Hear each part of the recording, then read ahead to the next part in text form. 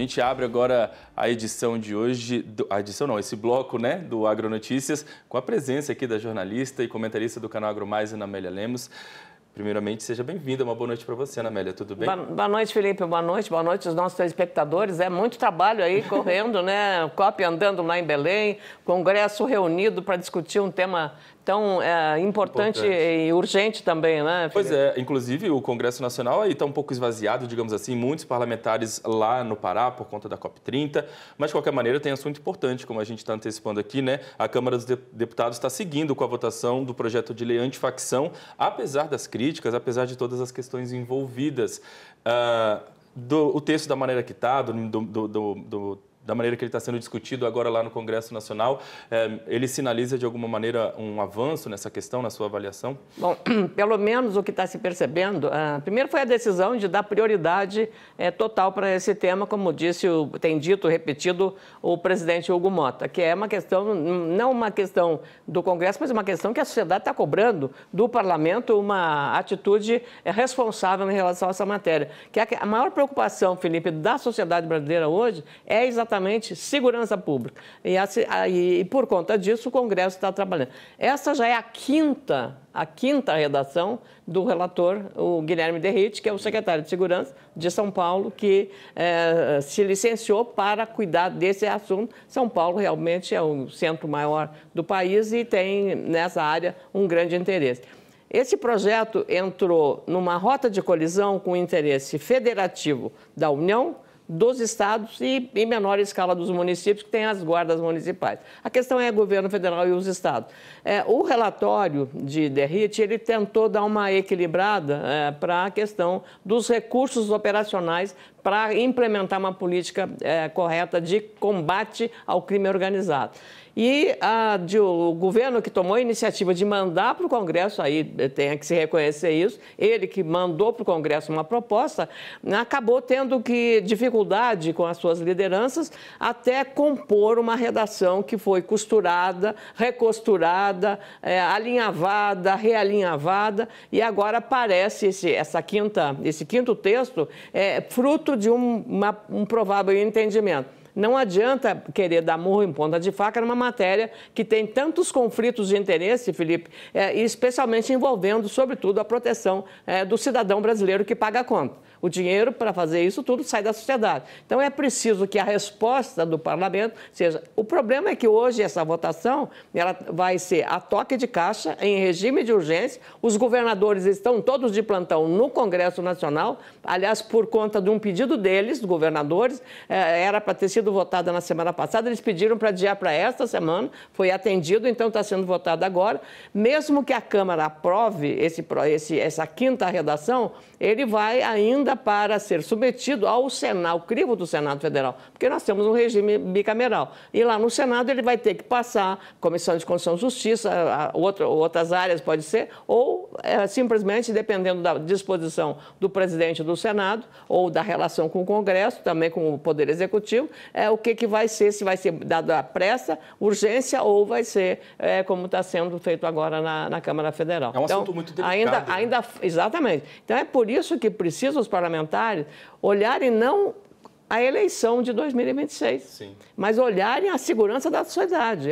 O que tem que contar nessa hora é isso, mas aparentemente a gente vê que os holofotes, os interesses, as atenções maiores estão exatamente para a questão das urnas em 2026. Deputados que querem buscar a reeleição, deputados que são candidatos a governo de estado, senadores da mesma forma e tal. Então você está vendo aí uma mistura de interesses que não fazem bem para uma lei melhor. Então, a lei vai ser contaminada por esses aspectos. Então, tomara que os parlamentares, aí, o empenho do presidente da Câmara está concentrado nesse assunto. Como ele tem dito, é uma resposta que a Câmara precisa dar para a sociedade brasileira que está refém do crime organizado. Aí a questão que está brigando é O dinheiro vai só tirar da Polícia Federal, vai perder, as polícias militares e a Polícia Civil dos estados vai perder. Não, estão tentando compor uma repartição adequada desse dinheiro do Fundo de Segurança Pública. As operações que a Polícia Federal fizer sozinha, vai para ela fazer a operação sozinha. Quando os estados entrarem no compartilhamento das operações do combate ao crime organizado ou das facções, vai ter o compartilhamento também. É preciso fortalecer também o sistema federativo, os estados e a Polícia Federal, que está muito bem preparada. Basta ver o dia de hoje, com essa operação envolvendo uma instituição financeira, aliás, nota 10, não só para a Polícia Federal, que prendeu o presidente desse banco, do Banco Master, que estava indo fugir, e também o Banco Central, que, como instituição independente, decretou a liquidação extrajudicial do Banco Master. Então, acho que essas duas instituições hoje deram uma demonstração de independência, de influência, e sabendo que esse Banco Master está com tentáculos políticos em toda a área, poder executivo e poder legislativo também. Então, acho que, nesse caso da segurança, isso também tem que ser colocado na mesa na hora de fazer a votação. Bom, pensando em tramitação, então, ainda sobre essa questão do PL da antifacção, né? Está todo mundo reunido lá no Congresso Nacional, existe a pressão dos governadores, teoricamente, como é o único item da pauta, a gente deve ver um avanço dessa matéria hoje, né? Há um ponto que eles estão aí presos, é porque a direita quer colocar a questão, uma lei antiterrorismo. E isso não está sendo digerido pelo Palácio do Planalto. Quer dizer, é uma coisa para combate realmente às facções e ao crime organizado. E como você vai neutralizar a ação desses grupos que estão se ramificando, que nem tentáculos, para tudo que é lado. Eles estão em todas as áreas de negócio, na área imobiliária, na área financeira, estão em todos os postos de gasolina, nos postos combustíveis, né?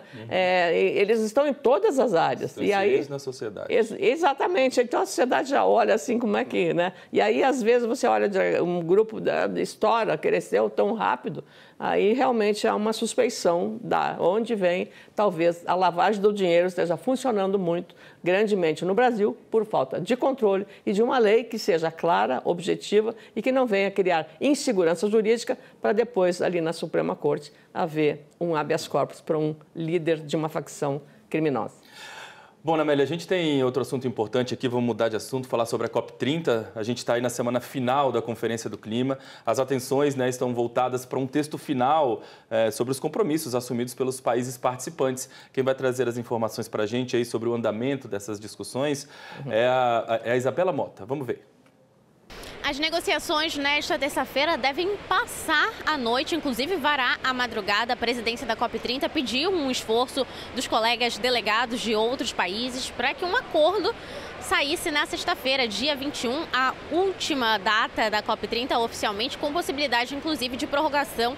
A gente já viu isso acontecer em outras conferências e pode, sim, acontecer o mesmo aqui em Belém. A discussão está dividida agora em dois pacotes. Um com a agenda oficial, que foi aprovada rapidamente no primeiro dia da COP e que não tem tido tanta dificuldade. E o outro é o pacote com a verdadeira pedra no sapato, financiamento climático e outros 3 temas muito importantes, que são as metas do Acordo de Paris, a transparência dessas metas, os países explicarem como eles estão cumprindo isso, e também o protecionismo verde, o comércio entre os países, que também é discutido entre países desenvolvidos e países subdesenvolvidos.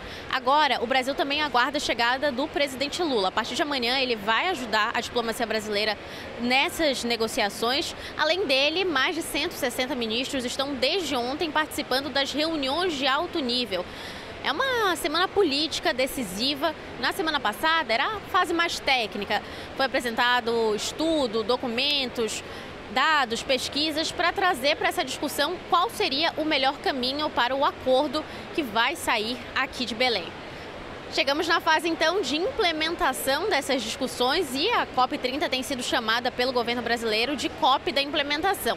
Resta a gente saber se de fato isso vai acontecer, a gente vai conseguir sair do campo da discussão para o campo da prática nessa conferência de número 30 da ONU, conferência sobre mudanças climáticas, que continua em Belém, na capital paraense.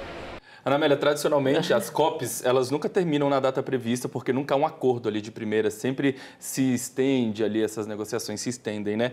Na COP30, na nossa COP, você avalia que um texto final aí vai conseguir um consenso dentro do prazo? Felipe, nós estávamos acabando de falar sobre o quê? Sobre a lei antifacção. E aí, no caso, oposição e governo, 2 grupos. Agora, você já imaginou você consertar um acordo envolvendo 80, 90 países? Com cabeças com pensamento diferente, com tendências para lá e para cá, com uma visão mais ou menos protecionista de proteção ao meio ambiente, outras mais querendo continuar usando os combustíveis fósseis. Quer dizer, é muito difícil você chegar a uma composição que esteja...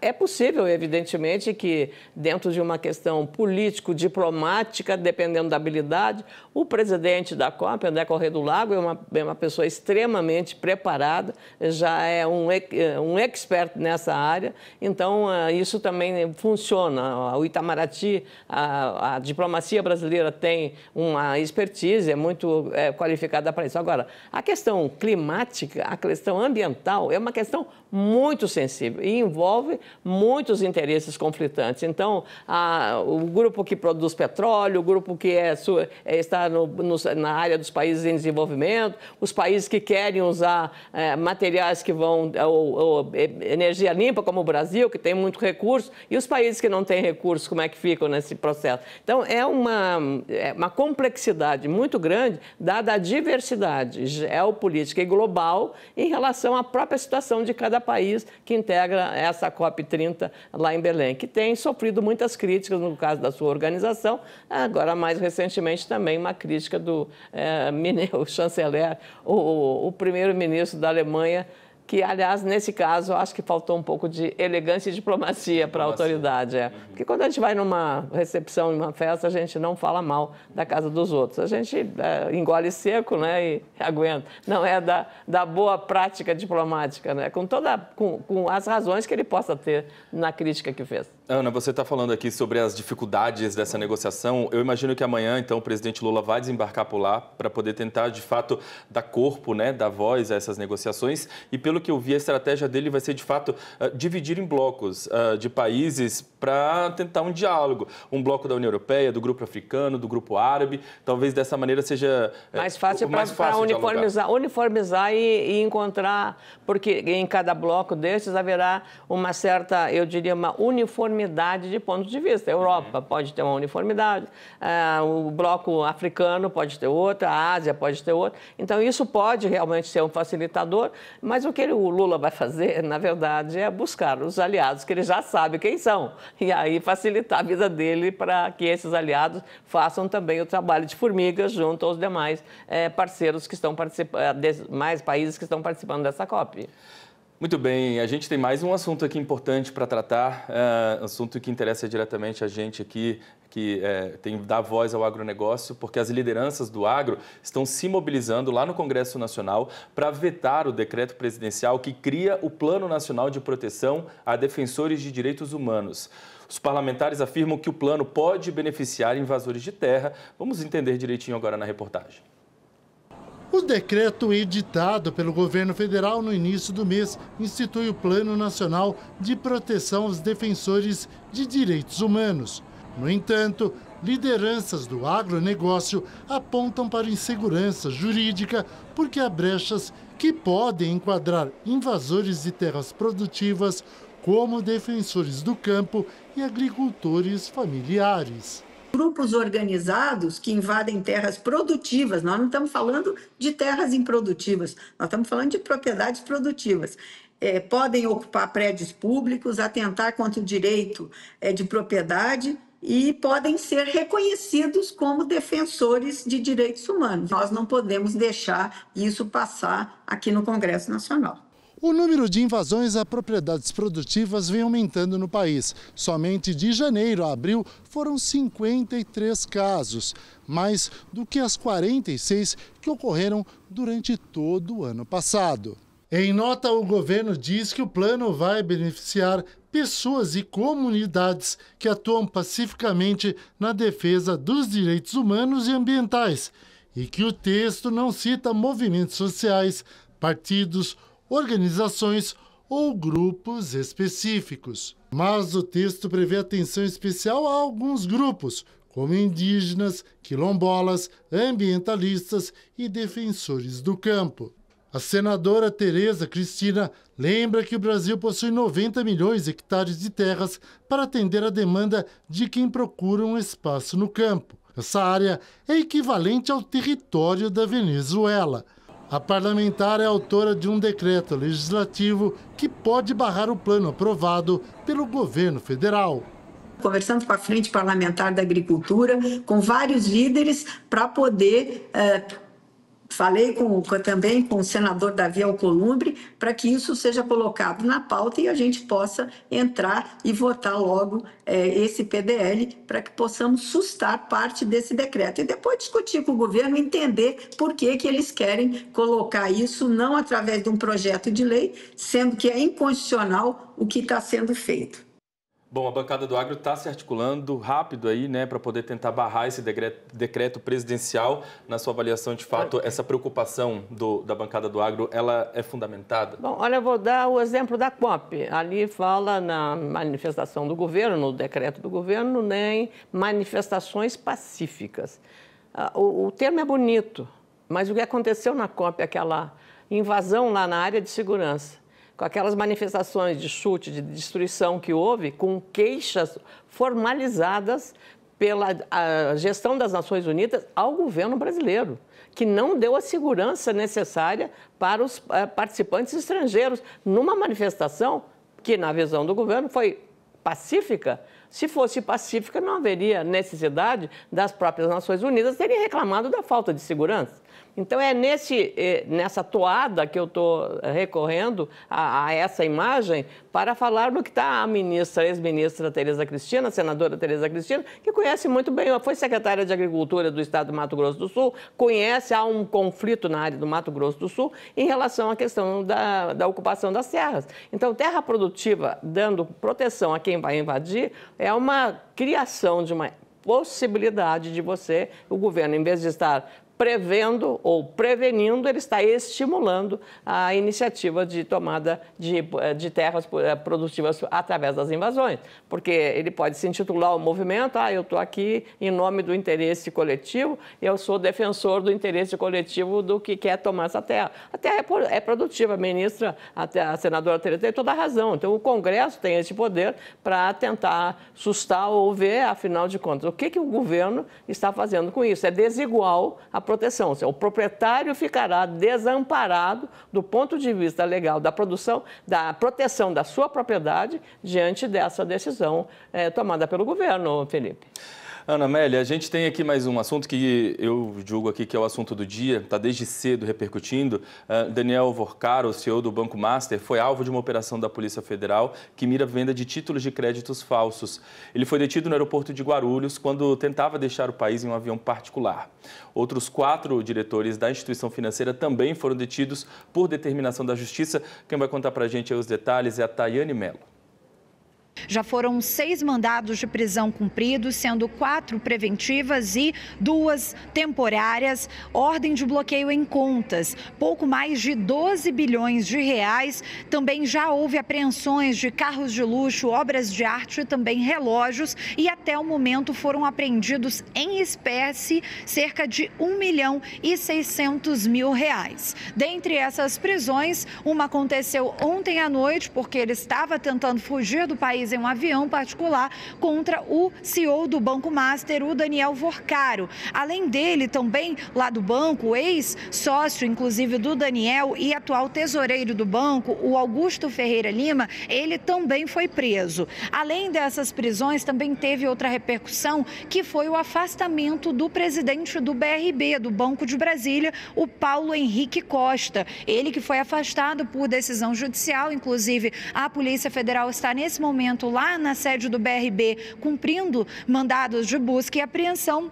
E de acordo com o governador do Distrito Federal, Ibanez Rocha, o Paulo Henrique está nos Estados Unidos nesse momento. A gente continua procurando, né, informações sobre a defesa dele, mas até o momento o que a gente tem do BRB é uma nota reforçando que o banco sempre atuou em conformidade com as normas de compliance e transparência, prestando informações ao Ministério Público, ao Banco Central sobre todas as operações relacionadas ao Banco Master. O banco informou ainda que nenhuma prisão foi realizada hoje de manhã, que a Polícia Federal está apenas lá cumprindo o mandado de busca e apreensão, e o banco confirmou nessa nota também o afastamento do presidente e do diretor financeiro pelo prazo de 60 dias e, por fim, o BRB reforçou o compromisso com a ética, responsabilidade e integridade na condução das atividades. E só para a gente ter uma noção do tamanho, né, dessa operação, porque como você falou, teve movimentação aí em São Paulo, teve aqui no Distrito Federal, mas também teve cumprimento, né, de mandados de busca e prisão no Rio de Janeiro, em São Paulo, em Minas Gerais e também na Bahia. Essas investigações, elas começaram no ano passado, depois de uma requisição do Ministério Público Federal para investigar uma possível fabricação de carteiras de crédito insubsistentes por uma instituição financeira. E esses títulos, então, de acordo com as investigações da Polícia Federal, teriam sido vendidos a outro banco e depois da fiscalização, então, do Banco Central, foram substituídos por outros ativos sem avaliação técnica adequada. Eu estava lendo, Ana Amélia, que essa operação de hoje, ela está deixando muita gente preocupada aí, em Brasília, inclusive, por conta de possíveis ligações aí de Vorcaro a alguns políticos ou interlocutores, enfim, tem muita gente aí de olho nas repercussões e nos desdobramentos dessa operação. Felipe, se você fosse dono de um banco, você deixaria na sua casa R$1,5 milhão de reais? É muito dinheiro, né? Hoje em dia não tem como. É irônico, né? É irônico porque, imagina, então ele não está acreditando que é seguro o banco guardar na sua casa essa quantia de dinheiro com tanto ladrão por perto, né? Quer dizer, eu tenho que rir porque é trágico, né, esse negócio. O problema é que as ramificações disso vão envolver também não só a questão relacionada aos acionistas que fraudaram, aí o Banco Central não faz uma intervenção numa instituição financeira, a não ser com muitas provas de operações fraudulentas. Aí está vendo, cara.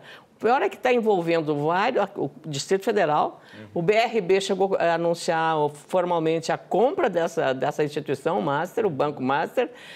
Houve operações com também instituições do Rio de Janeiro e dinheiro dos fundos de pensão aplicados em aplicações também de garantia duvidosa nesse. Então, os aposentados que já vinham perdendo na fraude do INSS, também aqueles de órgãos públicos, como aposentados do Banco do Brasil, da Petrobras, de outras instituições que têm um fundo de pensão, parte desse dinheiro é aplicado em uma cesta de aplicações para ter uma rentabilidade e aí garantir aí o que ele vai receber quem está no fundo de pensão. Também esses fundos tiveram aplicações, não só aqui em Brasília, no Rio de Janeiro, mas isso também vai ampliar o prejuízo que o cidadão que acreditou no sistema vai fazer. Então, é muito complicado e você lembrou bem também, Felipe, que tem nomes importantes que certamente ao longo da investigação já diretores do BRB aqui em Brasília já foram afastados, toda a diretoria dessa instituição privada, esse Master também, e todo o mercado financeiro havia ido ao Banco Central porque isso é eu diria assim, uma contaminação. E o sistema, para se proteger, o sistema deve viver sob a égide do crédito, da segurança das pessoas. E hoje, com tanto golpe que você está sofrendo na internet, fraude, que na sua conta, tira o dinheiro da sua conta através de golpes, que as pessoas caem inocentemente, imagina aumentar mais ainda um cenário de tal disfarçatez de instituições com placas de oficiais, com apoio do Banco Central, está também operando na ilegalidade, fraudando e enganando incautos investidores. Ana Amélia Lemos veio aqui hoje presencialmente conversar com a gente. Quero agradecer demais a gentileza de mais uma vez ter participado com a gente aqui, viu, Ana Amélia? Obrigada. Mas vamos aplaudir Banco Central e Polícia Federal por essas operações aí nesse caso, viu, Felipe? Obrigado. Uma boa noite para você, viu, Ana Amélia? Bom trabalho.